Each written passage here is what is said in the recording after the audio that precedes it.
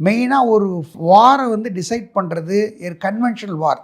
ஒரு இது போர் நடவடிக்கைகள் ப்ரிப்பரேஷன் தவிர்த்து இல்லாமல் ஆரம்பிச்சிட்டாங்க.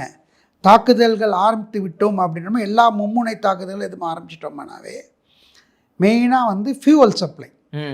மெயினாக அவங்களோட ஃபியூவல் சப்ளை எவ்வளோ ஸ்டோரேஜ் இருக்குது அண்ட் இவங்களோட மிலிட்ரி யூசேஜ் தந்து எவ்வளோ டொமஸ்டிக் யூசேஜ் இருக்குது அப்படிங்கிறலாம் main calculation.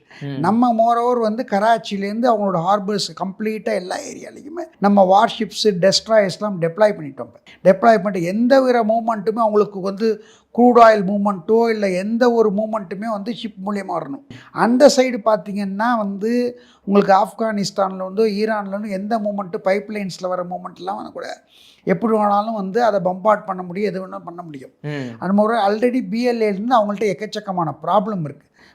Balochistan liberation ஆர்மிலேருந்து Taliban சைடோடு இவங்களோட பாகிஸ்தானுக்கு வந்து நல்ல உறவு கிடையாது, ரொம்ப மோசமான நிலைமையில் இருக்காங்க.